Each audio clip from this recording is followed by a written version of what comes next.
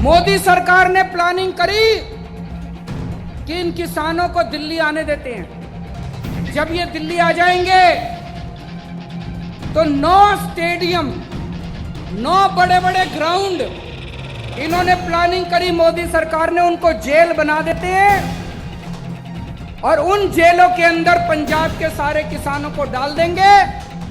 वहां ये कई महीनों तक पड़े रहेंगे, इनका आंदोलन खत्म हो जाएगा।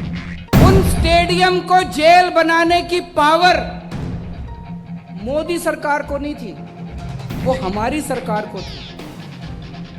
ये किस्मत थी, ऊपर वाले की कृपा है, वाहेगुरु जी की कृपा है कि स्टेडियम को जेल बनाने की पावर मोदी सरकार की नहीं थी। तो मोदी सरकार ने मेरे पास फाइल भेजी, ये 9 स्टेडियम जेल बनाने हैं। मैंने पूछा क्यों बनाने हैं? बोले ये जो किसान आ रहे हैं इनको जेल में डालना है।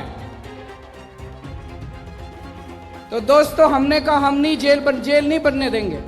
ये इतना गुस्सा हो गए, इतना गुस्सा हो गए मेरे से, मोदी सरकार खूब नाराज हो गई और उसी का नतीजा है पिछले हफ्ते संसद के अंदर मोदी सरकार कानून लेके आई है कि दिल्ली के अंदर अब से सारी पावर केजरीवाल की नहीं होगी।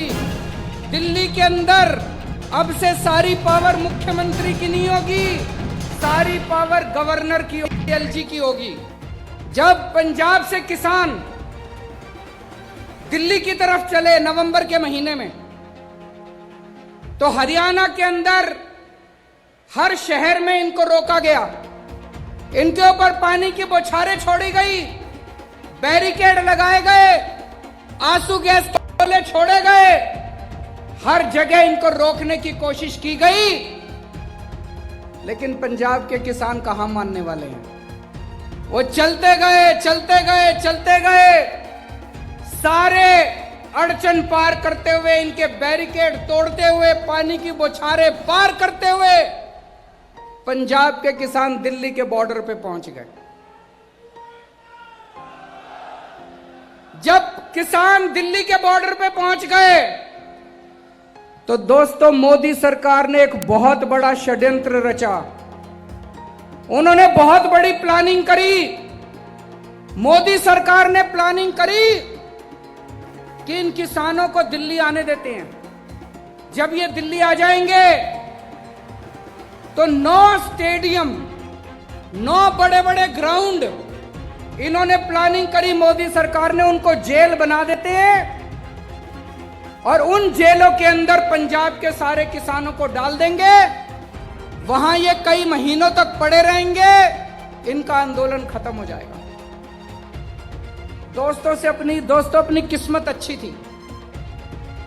उन स्टेडियम को जेल बनाने की पावर मोदी सरकार को नहीं थी, वो हमारी सरकार को थी। ये किस्मत थी, ऊपर वाले की कृपा है, वाहेगुरु जी की कृपा है कि स्टेडियम को जेल बनाने की पावर मोदी सरकार की नहीं थी। तो मोदी सरकार ने मेरे पास फाइल भेजी, ये 9 स्टेडियम जेल बनाने हैं। मैंने पूछा क्यों बनाने हैं? बोले ये जो किसान आ रहे हैं इनको जेल में डालना है। तो दोस्तों हमने कहा हम नहीं जेल नहीं बनने देंगे। इन्होंने खूब फोन करे मेरे को, इन्होंने खूब दबाव डाला, खूब प्रेशर डाला, लेकिन हम नहीं झुके। अभी जर्नैल सिंह ने पढ़ के बताया, मैंने फाइल पे लिख दिया किसानों का आंदोलन अहिंसक है, इनकी मांगे जायज हैं, मोदी सरकार तुरंत इनकी मांग मान ले और हम इनको जेल नहीं बनने देंगे। दिल्ली पुलिस की अर्जी हम लोगों ने खारिज कर दी, हम लोगों ने कैंसिल कर दी।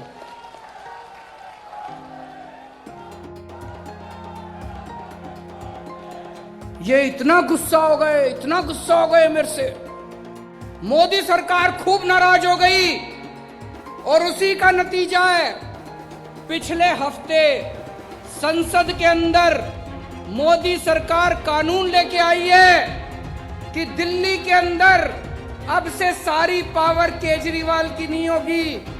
दिल्ली के अंदर अब से सारी पावर मुख्यमंत्री की नहीं होगी, सारी पावर गवर्नर की होगी, एलजी की होगी। सारे निर्णय एलजी लेगा। वो हमारी सारी पावर छीनना चाहते हैं। उनको लगता है अगली बार जब जेल बनानी पड़ी तो फाइल फिर मुख्यमंत्री के पास नहीं, एलजी के पास जाएगी। पर दोस्तों चिंता मत करना, आपका बड़ा भाई, आपका बेटा, मैं वहां पे लड़ रहा हूं इन लोगों से, 6 साल से लड़ रहा हूं। मेरे को पता है इनसे कैसे लड़ना है। इनको कभी किसी हालत में किसानों के खिलाफ कोई एक्शन नहीं लेने देंगे जब तक दिल्ली में मैं हूं। आप किसी बात की चिंता मत करना। जब बॉर्डर पे किसान आके रुक गए, उनकी सेवा करने के लिए हमारे ये सारे एमएलए, जितने एमएलए बैठे हैं, पंजाब के सारे एमएलए, हमारे एमपी भगवंत मान साहब, हमारे दिल्ली के सारे एमएलए, दिल्ली के सारे एमपी, सबने वहां जाके सेवादार की तरह सेवा की। मैंने सबको बोल दिया, वहां जाओगे पार्टी का झंडा नहीं लेके जाना, पार्टी की टोपी नहीं पहन के जाना, पार्टी का नाम भी नहीं लेना, केजरीवाल का नाम भी नहीं लेना। सेवादार बनके वाहेगुरु जी का नाम लेके किसानों के बीच में जाके सेवा करना।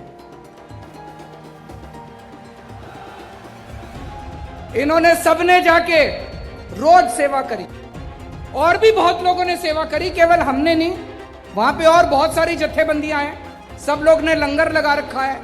हमने दिल्ली सरकार की तरफ से वहां सारा पानी का इंतजाम करा, टॉयलेट का इंतजाम करा, हमने वहां पे लंगर का इंतजाम करा। फिर कई बच्चे आए एक दिन मेरे पास, बोले हमें अपने पिंड में बात करने में दिक्कत होती है, सिग्नल कमजोर है।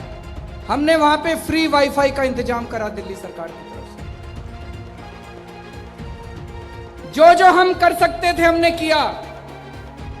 तो एक दिन आपने अखबार में पढ़ा होगा, मैंने सोचा मैं भी सिंगू बॉर्डर पे जाके किसानों से मिलके आता हूं। जब मैं अपने घर से निकला तो दिल्ली पुलिस ने मेरे को रोक लिया।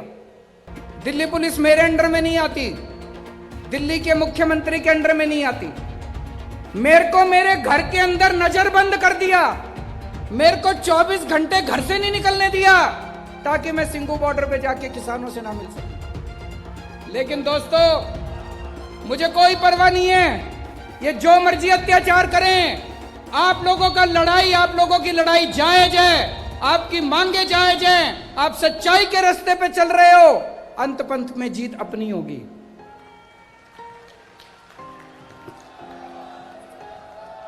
इन्होंने आंदोलन को, किसानों को बदनाम करने की कोशिश करी। कभी कहते हैं खालिस्तानी है, कभी कहते हैं आतंकवादी है, कभी कुछ किस्म के इल्जाम लगाए आंदोलन के ऊपर। लेकिन देश की जनता देख रही है, इनका एक भी नहीं चली। आम आदमी पार्टी ने, इनके जितने बीजेपी के नेताओं ने गालियां दी, जितने बीजेपी के आगुओं ने हमारे किसानों को गालियां दी, आम आदमी पार्टी ने इनके ऊपर 70 केस कर रखे, इनके सारे बड़े बड़े नेताओं के ऊपर केस कर रखे हैं। मुझे पूरी उम्मीद है ये जितने लोगों ने गालियां दी हैं, एक दिन ये सारे जेल जाएंगे जब आदेश पारित होगा।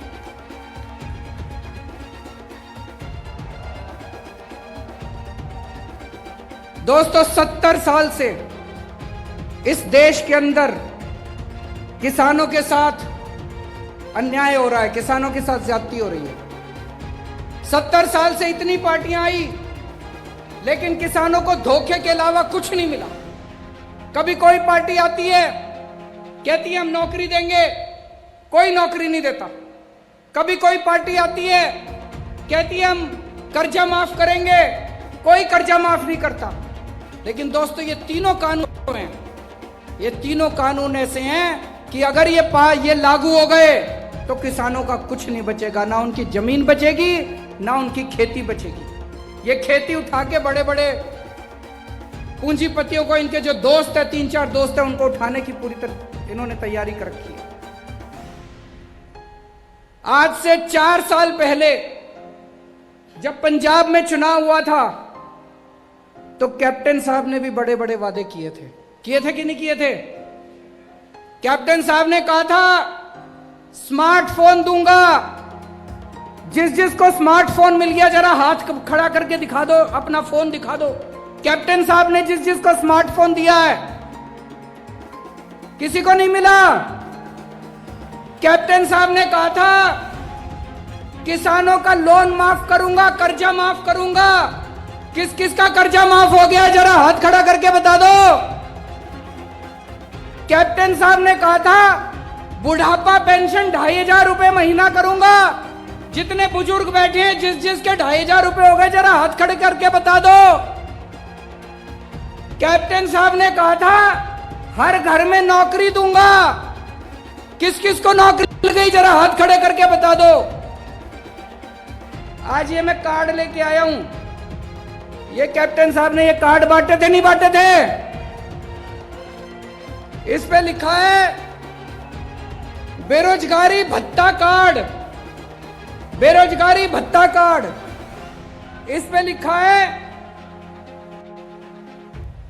कैप्टन ने सौं चुकी हर घर एक नौकरी पक्की। कैप्टन ने सौं चुकी हर घर एक नौकरी पक्की। किस किस को नौकरी मिल गई